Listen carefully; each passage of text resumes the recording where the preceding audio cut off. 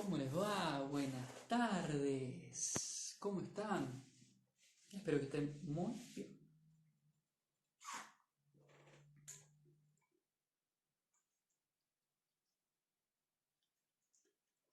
Bienvenidos a los que se van sumando. Necesito que me digan dos o tres cositas. Por un lado, si se tilda voy a desactivar los comentarios. Por el otro lado, necesito que me digan si los temas que vamos a tratar son interesantes o no. Y quiero que empecemos a buscar. Yo no soy experto, ni teólogo, ni mucho menos. Soy un cura joven que le gusta y que, bueno, comparte con ustedes algunos temas. Quiero que también vayamos viendo a lo largo de este tiempo si hay algún otro tema que a ustedes les pueda llegar a servir. No de exposición teológica, eso olvídense porque yo no tengo la capacidad, pero sí para que ustedes puedan aprovecharlo desde sus hogares. ¿Sí? Aprovecho este momento para pedirles oración, lo voy a pedir hoy en la misa. Providencialmente pusimos hoy la misa por los enfermos. Hoy me escribieron dos personas con síntomas de coronavirus aquí en la Argentina. Están esperando una ambulancia, al otro hicieron una consulta médica. Dos familias, dos casas. Es jodido el tema, por eso yo les insisto siempre después de la misa, quedémonos en casa, que es el mejor modo de cuidarnos. ¿Se escucha bien? Necesito saber eso para saber si puedo comenzar con los dos temas. Un tema que quiero que trabajemos juntos y otro que es para darles una actividad a ustedes en sus hogares. Díganme, por favor. Los agarré durmiendo a esta hora. ¿Se escucha bien? Perfecto. Voy a desactivar los comentarios para que sea más fluida la comunicación, el contacto y no se les tilde a ustedes. Y vamos a comenzar del siguiente modo. Acabo de desactivar los comentarios, en un momento los voy a volver a activar por si ustedes tienen algún tipo de pregunta referido a este tema, pero quiero que nos encarguemos del primer tema que habíamos pensado para hoy, en este día. Uno es el altar y el altar doméstico. Creo que es importante que entendamos, todos, que en este tiempo difícil donde nosotros no podemos visitar nuestros templos, nuestros oratorios, el lugar a donde yo iba a misa el domingo, podemos tener nuestro altar doméstico. Algunas culturas, como por ejemplo la cultura mexicana, tienen muy asumido y lo han metido dentro de su sociedad la importancia del altar de los muertos, por ejemplo. Cercanos al Día de los Muertos, preparan altares, paréntesis como en la película Coco, lo cité en la misa hace muy poquito, altares donde pueden tener fotos de sus difuntos y cercanos al Día de los Muertos, ellos les llevan ofrendas inclusive de comidas porque entienden también que es el día en el que los muertos los visitan, los queridos difuntos los visitan en ese momento, los visitan en sus hogares. Nosotros, al menos más hacia el sur, no lo tenemos tan incorporado de este modo, tendremos nuestras razones, pero la situación nos ha llevado a recuperar en algunos casos y en otros casos a hacer nuestros altares domésticos. La tradición del altar es una tradición muy antigua, muy difundida, tiene más de 3.500 años, muchísimo más. Mire, les voy a leer. La palabra altar en hebreo, perdón, si alguien no tiene, vaya y tome apunte de esto porque es importante. Igual cuando toquemos el tema cómo rezar con la palabra de Dios, el segundo tema de hoy, quiero que también tomen apunte al menos de 4 o 5 ideas. La palabra altar en hebreo significa lugar de la matanza. Ustedes no van a generar en sus hogares un altar para matar a nadie, salvo que, no sé, tengan, por ejemplo, un mosquito de dengue dando vuelta en el momento en el que ustedes están haciendo su oración de la mañana o de la noche y lo maten. No creo que vaya a pasar en sus hogares, pero sí tengan la precaución de crear su altar. No es para matar, porque a lo largo del tiempo se ha ido como transformando el altar de la matanza, el lugar donde se ofrecía la muerte, para ser el lugar donde se ofrece la oración. Ya vamos a ir viéndolo. Esto en hebreo, lugar de la matanza. En griego, lugar del sacrificio. En latín, Altar viene de altare, de altus, que significa plataforma elevada. Uno entra a un templo, ve los santos, la cruz, el altar, un lugar elevado que está por encima del resto y que hace la diferencia. Es el lugar donde el sacerdote ofrece el sacrificio. Es complicado de entender, pero el sacrificio cruento de Cristo se celebró una sola vez, fue en el altar de la cruz. Vayan atendiendo las palabras que estoy usando. Cristo, la víctima inmolada, la víctima que ofrece su cuerpo, su sangre, en el altar del sacrificio una vez, sacrificio cruento, de cruel. Nosotros los curas celebramos el sacrificio incruento cada vez que celebramos la Eucaristía, en la misa, ¿sí? Cada vez que celebramos la misa. Uno entra, ve el altar del sacrificio y quizá a uno no le llame la atención. El sacerdote lo besa al altar, ¿sí? A la entrada de la celebración eucarística y también quien presida la salida. Pero, ¿qué significa para nosotros el altar? ¿Qué significa para la tradición bíblica el altar? Primer altar hebreo lo encontramos en la historia bíblica en el libro de Génesis 8:20. Noé, después de salir del arca, crea un altar. Ahí también, más adelante, por ejemplo, en Levítico 6:13 aparece de nuevo el altar. Pero lo que nos interesa a nosotros es esto. Los sacrificios de la antigua ley eran una prefiguración, o una palabra que quizás la entiendan mejor, anticipo, del sacrificio de Jesús en el altar de la cruz.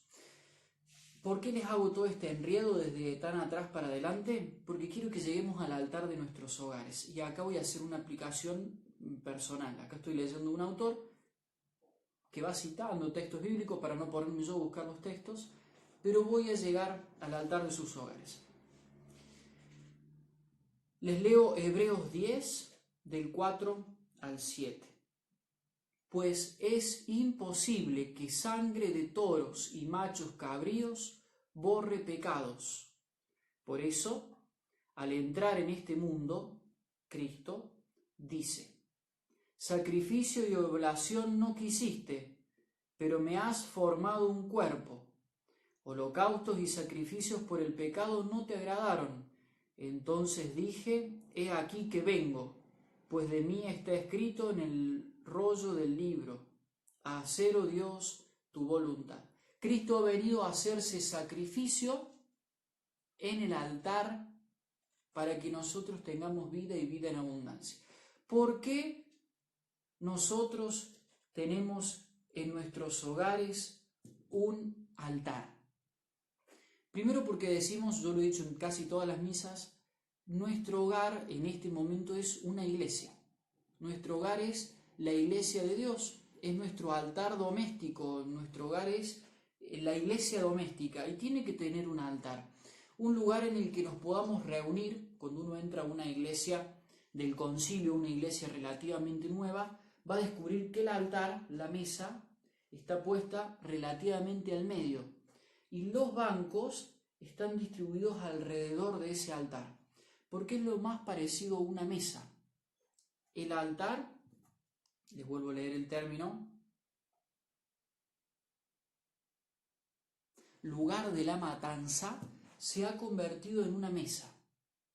El lugar donde se sacrificaban los muertos, no solamente en la tradición del pueblo de Israel, también si uno va a, los aborígenes, los originarios, los aztecas, todos tenían un altar de sacrificio, el lugar donde se conectaban con la divinidad y ofrecían a Dios un sacrificio para recibir de la divinidad algún fruto. Ese era el sentido del sacrificio más primitivo y el sentido del altar también. Uno no podía andar por la vida ofreciendo sacrificios. Cristo nos dejó el altar, el lugar elevado, del latín altus, para que nosotros nos sentemos a comer. Se va transformando la idea del lugar de la matanza a un lugar donde Jesús, Dios, nos invita a comer. Posteriormente, un lugar de oración. ¿Qué podemos sacrificar a Dios nosotros? ¿Nuestra vida? Por supuesto que no. ¿Qué podemos sacrificar a Dios? ¿Cuál puede ser nuestro sacrificio? Un sacrificio de alabanza. Nosotros nos hacemos oración en el altar para ofrecernos a Dios. Ahí tiene el sentido más pleno el altar familiar o el altar de nuestros hogares. ¿Qué tiene que tener el altar de mi casa? Una imagen de la Virgen, de un santo, porque nos inspira la devoción. Nosotros no adoramos la imagen, no la adoramos. ¿Sí? Esto es importante decirlo porque por ahí hemos entrado en conflicto con nuestros hermanos evangélicos. No adoramos la imagen, ¿no? ¿Se entiende? Nosotros veneramos la presencia de aquellos que ya han llegado al lugar donde nosotros queremos llegar, el cielo. Y como iglesia tenemos constancia de que ellos están en ese lugar. Una imagen que nos inspire devoción o la imagen de la cruz. Algo para iluminar esa imagen de la cruz. La palabra, quizás tenerla elevada en un atril, ¿sí? La palabra de Dios abierta. Padre, ¿qué puedo leer? Ya voy a llegar a ese momento. La palabra elevada también, y quizás la estampa o la imagen de algún santo que encontramos por la casa con una oración bonita que nos gusta repetir, también tenerla presente. ¿Qué hacer con el altar doméstico? ¿Qué hacer con el altar, el pequeño altar que tengo? Llegar, primero limpiarlo. Parece un detalle un poco pavo el que estoy dando, pero creo que es muy importante que nosotros tengamos una actitud bonita con ese altar que nosotros hemos preparado. Si tenemos en el patio de nuestros hogares flores, ponerle flores. Si tenemos el mejor mantel, el más bonito, prepararlo. Si tenemos un lugar bonito en la casa, que no sea un lugar de paso, donde uno pueda hacerlo. Si tenemos una habitación que decimos, esta habitación no tenemos nada, está siempre llena de cosas, bueno, acomodar y preparar ahí el lugar de la palabra, ¿sí? Si tenemos vela, poner una velita ahí prendida, inclusive, para que en distintos momentos del día los habitantes del hogar puedan acercarse a rezar a ese lugar. Es el altar, es decir, ¿qué lugar más santo podemos tener en el hogar? ¿La pieza? ¿El baño? No, ¿el living? No, jugar a la Play en el living, el PlayStation en el living. El altar, que está en un lugar especial. Lo elegimos como familia, está en un lugar especial. Tenemos que tener el altar en nuestro hogar. Algunos lo han tenido durante mucho tiempo dormido y hoy que la única forma que tenemos de rezar es llegar a nuestros hogares y estar ahí, digamos, estar en ese lugarcito, lo preparamos. Ese es el sentido más bonito. Limpiarlo, poner la imagen, limpiar la imagen, ponerle flores a la Biblia, a los santos, prender la vela y sentarnos ahí. ¿Cómo rezar? Creo que es una linda oportunidad para pedir a Dios el don del Espíritu Santo, como nos salga, hablar con Dios, decirle, mira, hoy subí una imagen muy bonita del Padre Nuestro, que yo entre medio le pongo un texto de alguien que hace mucho que no reza. Me parece fantástico, porque no es quemar la oración y repetir como un loro, sino poner la mirada en el cielo y decir, Padre Nuestro, pero no seguir, Padre Nuestro que está en el cielo, no, decir, Padre Nuestro, mira, me dijeron que soy tu hijo y estoy acá y tengo miedo y tengo dolor y siento tristeza por lo que pasa, me siento solo. Esto es hacer oración en mi altar doméstico. Van a descubrir en el tiempo que van a empezar a sentirle cariño, amor, respeto al lugar que ustedes preparen. Es fantástico esto. Yo se los remil recomiendo porque sé que les va a hacer mucho bien. ¿Sí? Padre, siento esto, vivo esto. Tomar la estampa que ustedes tengan. El momento es para desconectarse del teléfono, dejarlo quizás lejos. Tomar la estampa, rezar la oración a la Virgen Niña, por ejemplo, que la encontraron en un cajón, que la rezaban cuando eran chicos. Rezar la oración. Leer el texto de la palabra. Buscar antes en Google cuál es el Evangelio del día. Y no leerlo desde el teléfono en un mensaje de texto, sino ir a buscarlo en la palabra. Porque la palabra tiene algo especial. Ir a leerlo del texto bíblico, marcar lo que no entiendan, buscar, no me quiero adelantar a la oración con la palabra. Bueno, ¿se entendió esto del altar? ¿Se entendió? Voy a activar los comentarios en este momento. porque necesito saber si hasta acá hay alguna duda. Si no hay dudas, quiero que avancemos un poco más sobre la oración con la palabra de Dios.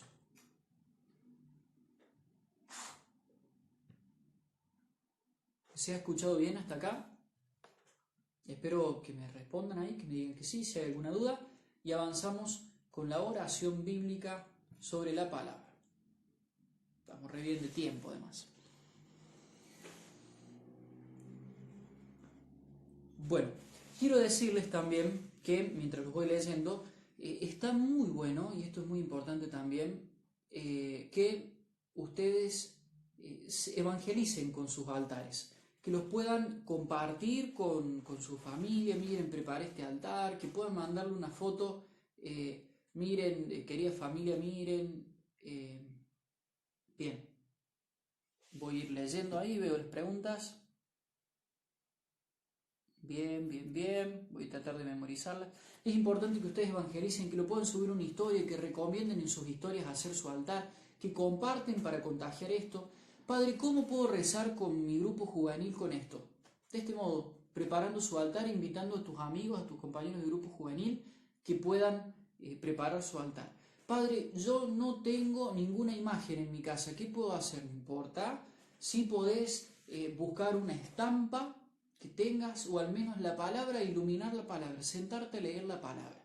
Y si no tenés ninguna imagen, como no vas a usar tu teléfono, buscas en Google la imagen de la Virgen que vos quieras, del santo que vos quieras, o una imagen de Jesús, lo pones en modo avión y lo dejas al teléfono, tac, así, paradito, mientras se muestra la imagen en tu altar doméstico. Seamos creativos.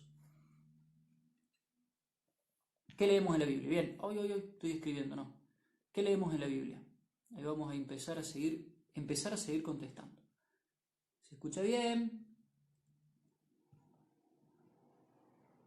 Voy a subir, Dios mediante, esta transmisión.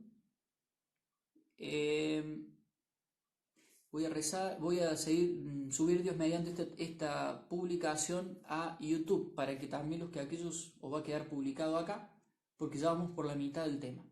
Para los que no lo pudieron ver, lo puedan seguir viendo. Corto los comentarios un momento más y de ahí está, perfecto. Corto los comentarios, seguimos con el segundo momento, que espero que no se tilde, porque la otra vez me contaron que se cortó un poquito. Quiero que hagamos un ejercicio.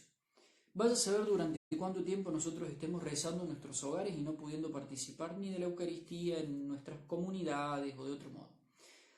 Leí ayer, me pasó Pablo Martínez un mensaje que no sé si estará conectado, pero le conté que íbamos a estar haciendo este momento y me felicitó, porque él cree tanto como yo que es muy valioso dar herramientas para rezar en nuestros hogares y no tanto ofrecer nosotros misas y rosarios y adoración, sino que ustedes puedan desde sus hogares hacer su oración y ser protagonistas de eso también.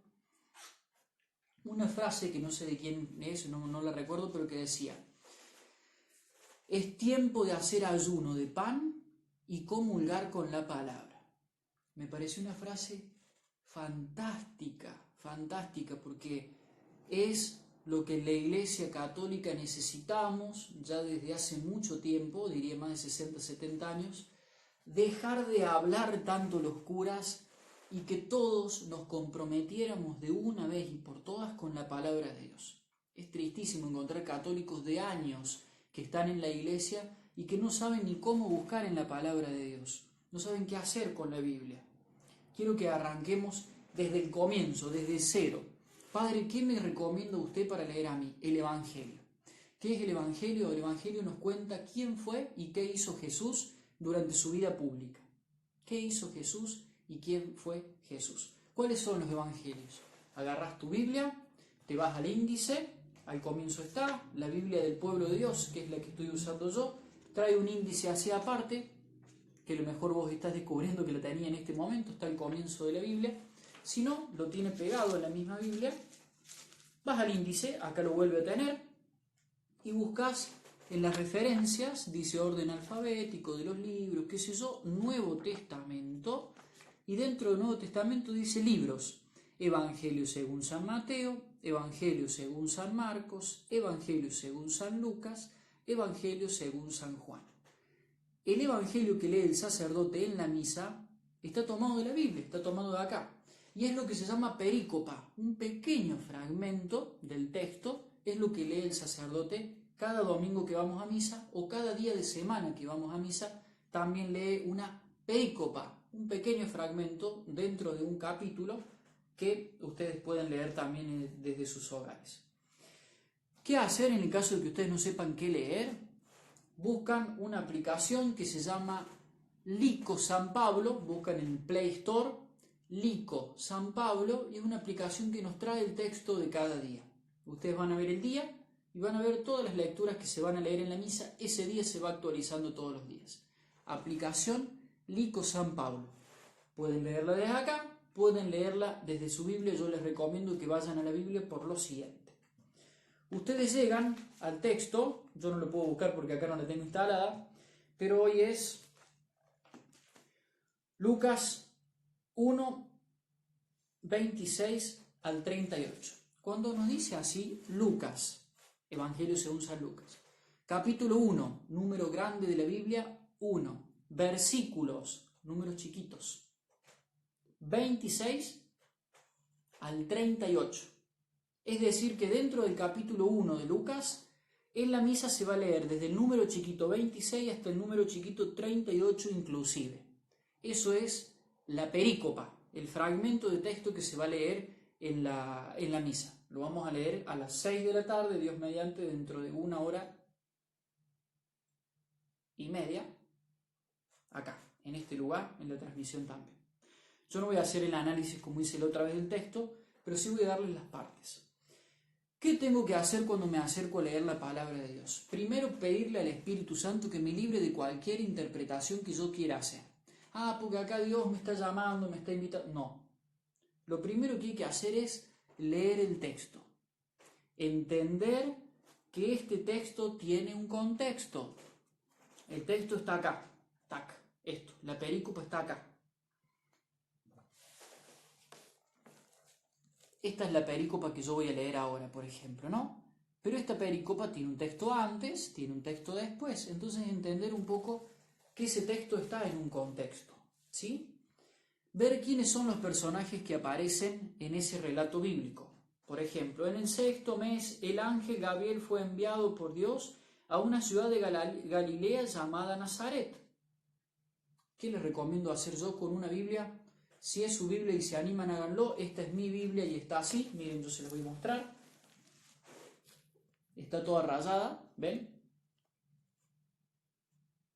Espero que lleguen a ver, que se pueda ver bien. ¿Qué recomiendo hacer yo? Agarrar un color y marcar. Los personajes con rojo, por ejemplo. Marcar el ángel Gabriel, a una virgen que estaba comprometida con un hombre perteneciente a la familia de David, llamado José. El nombre era María. Concebirás y darás a luz a quien le pondrá el nombre Jesús. Marcar los nombres que aparecen, para uno empezar a tomar conciencia de los personajes. Dejan el rojo. Cuando leen el texto y encuentran a todos los personajes que encuentran.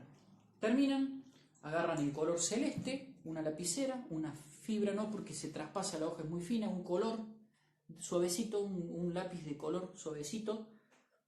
Toman el celeste y dicen, vamos a marcar el lugar. Aparece Galilea, aparece Nazaret. No sé si aparece otro lugar más.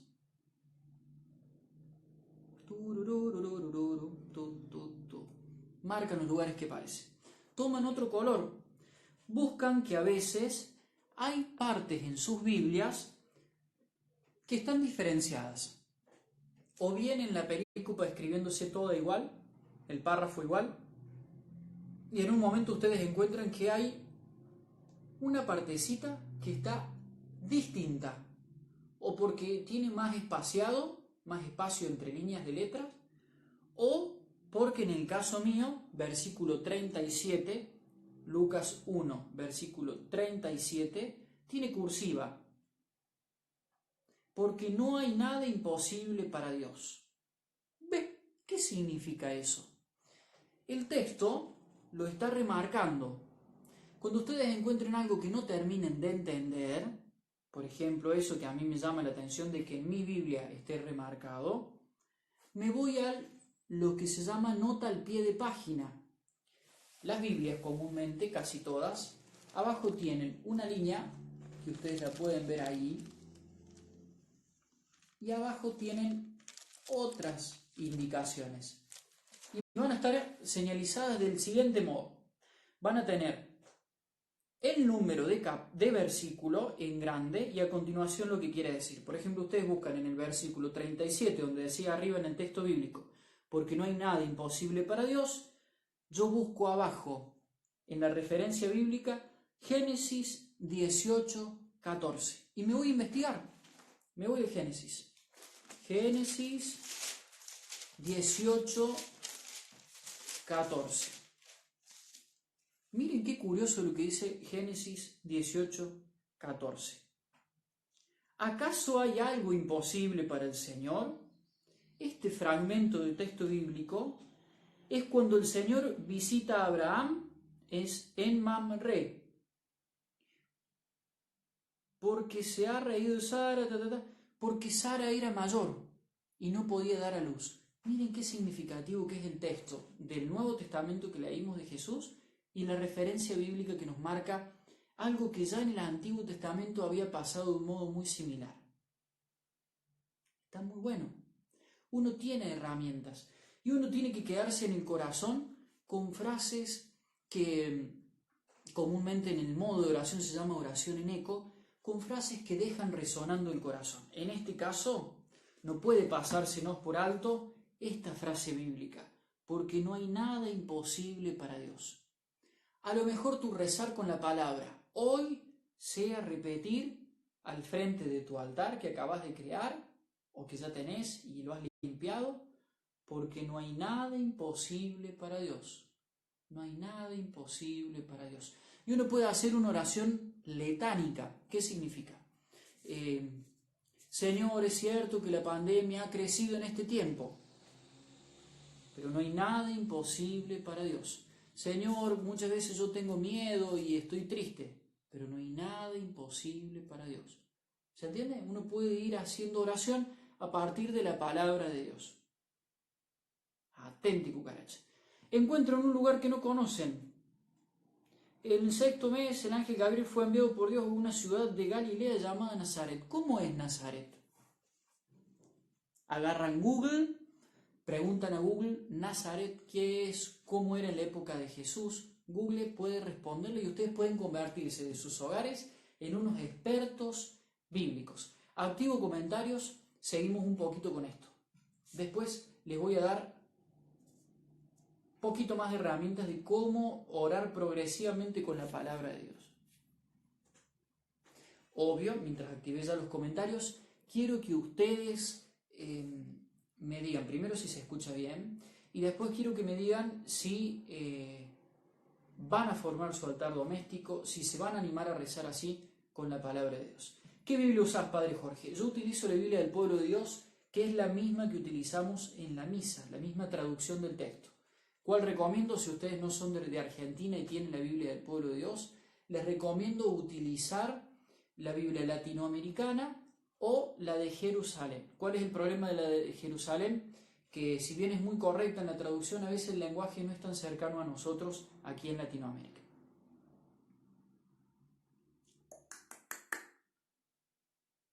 Gracias, me alegro que se escuchan. ¿Se puede hacer adoración en el altar? No se puede hacer adoración en el altar, porque la adoración es solamente a Jesús sacramentado, que ustedes no lo van a tener en su altar.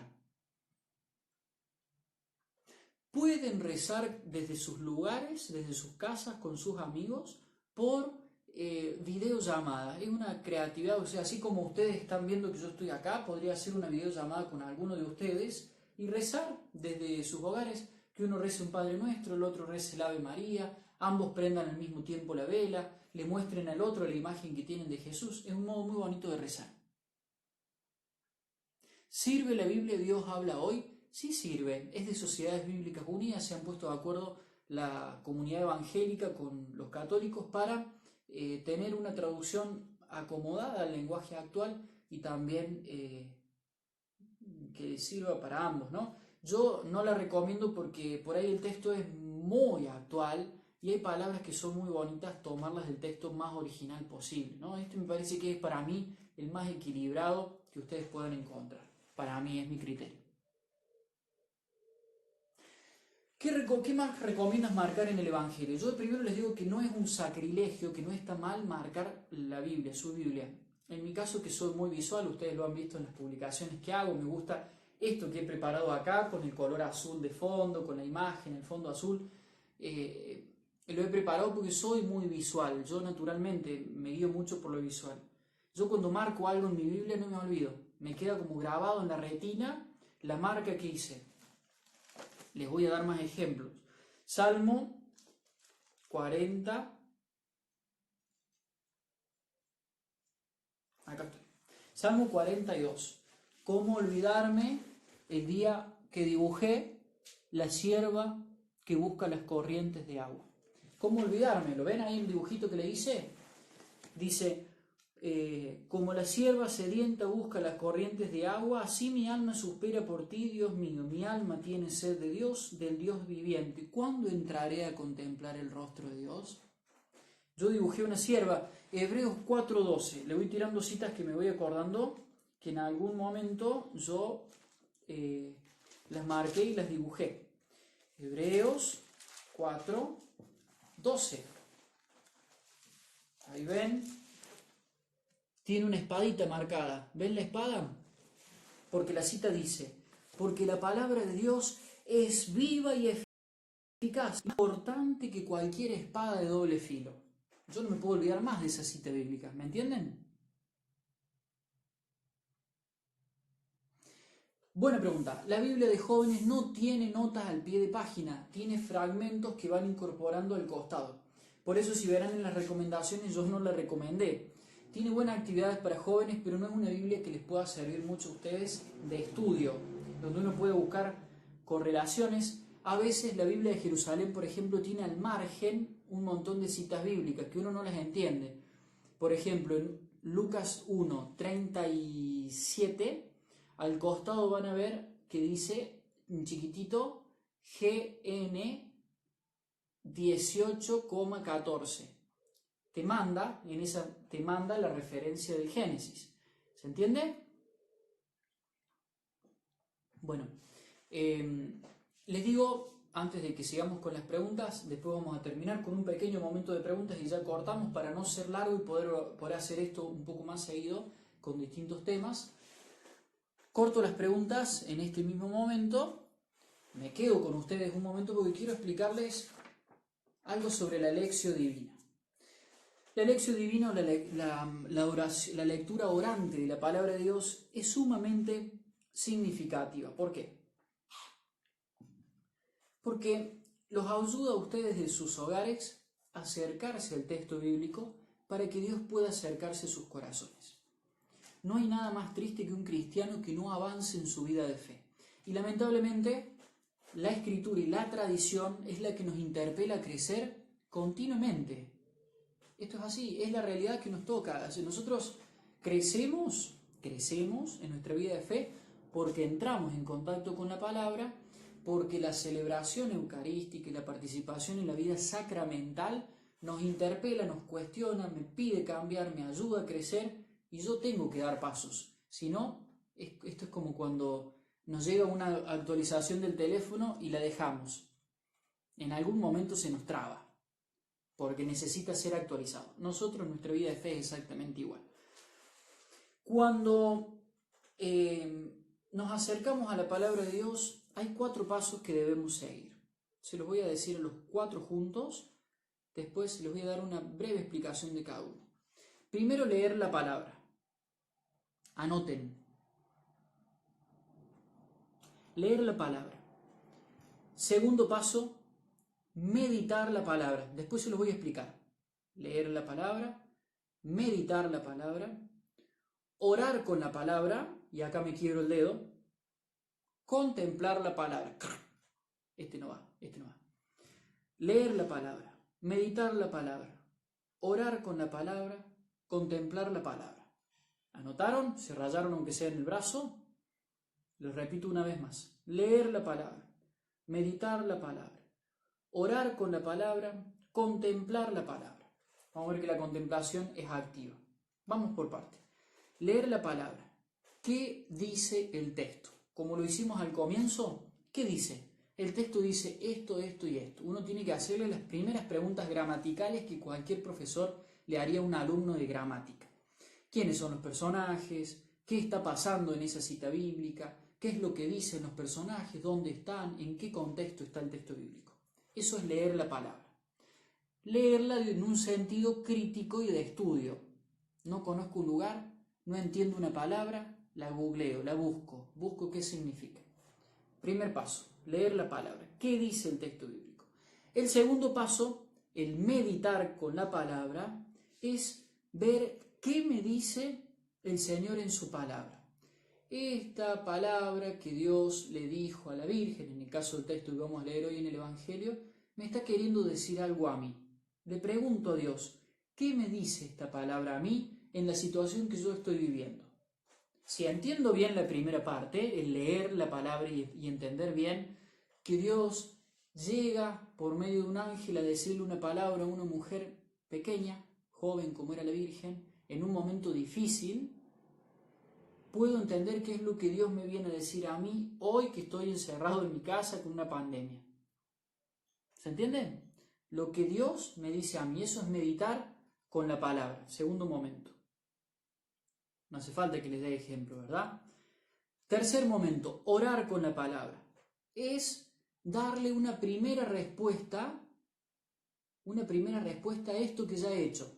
¿Qué es orar con la palabra? Sentarme en mi altar y decirle a Dios, Señor, vos me pedís que hoy tenga confianza en vos porque para vos no hay nada imposible, te entrego mi miedo. Orar con esa cita.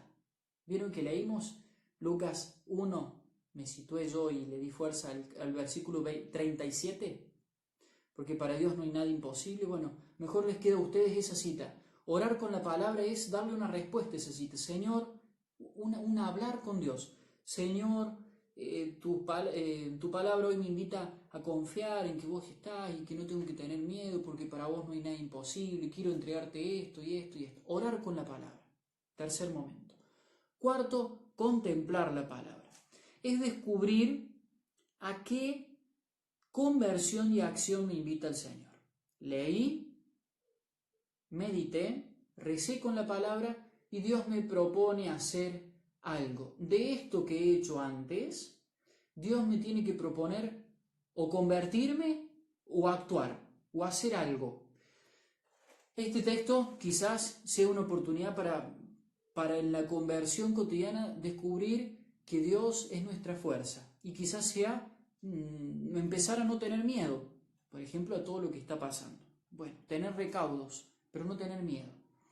El contemplar es responder esto: ¿a qué conversión y acciones me invita el Señor? ¿A qué conversión y acciones me invita el Señor? ¿A qué me invita el Señor con este texto? ¿A qué me invita con esto que he podido rezar?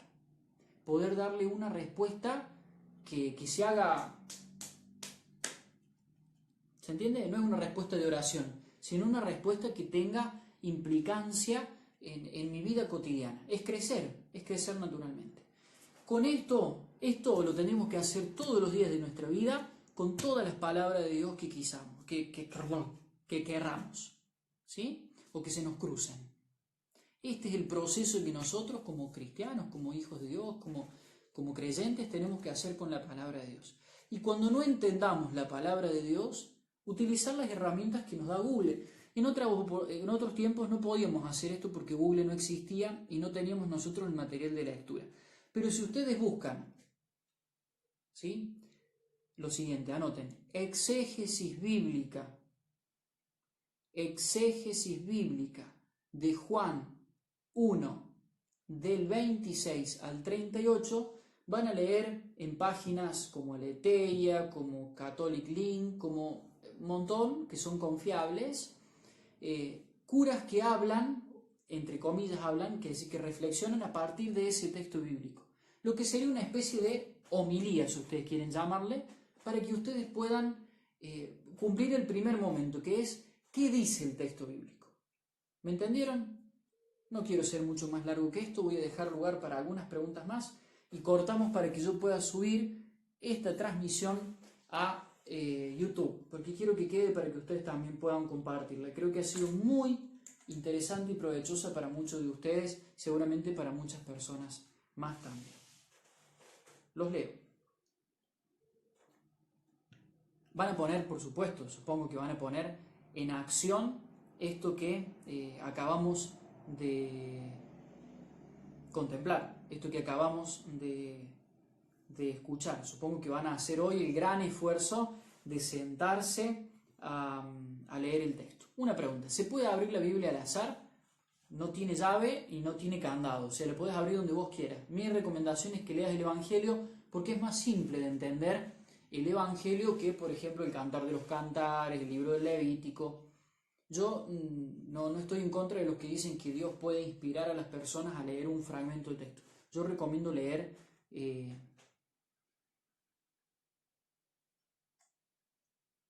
estoy leyendo, perdón. Ahí veo a alguien que dice cómo se lee la palabra, acabo de explicarlo. ¿Cómo busco para verlo completo? Ni bien yo lo termine de publicar, lo van a poder ver de nuevo completo. Y si no, lo voy a tratar de publicar, si no se me hace muy largo, en YouTube, para que ustedes también puedan tenerlo ahí. ¿Cómo es exégesis? Muy bien, ahí está bien dicho, exégesis bíblica de tal texto, y ahí lo pueden encontrar. Bueno, voy a terminar dándole la bendición a todos ustedes y pidiéndole a Dios que los siga iluminando en esta búsqueda personal, pero comunitaria, personal porque lo haces desde tu hogar, comunitaria porque todos juntos estamos tirando para el mismo lado, personal y comunitaria de Dios en la palabra. En este tiempo en el que no podemos comulgar con el pan, es tiempo de comulgar con la palabra. Esta invitación yo quería hoy hacerle a todos ustedes. Que Dios los bendiga, les regale la paz y la capacidad y el anhelo de compartir y de buscar cada día de sus vidas el pan de la palabra, alimentarse de este pan para poder compartirlo vivamente a los demás, en el nombre del Padre y del Hijo y del Espíritu Santo. Amén. Que Dios los bendiga muchísimo y que tengan una hermosa tarde. Los espero en breve en la Eucaristía. Chau, chau, por este mismo canal.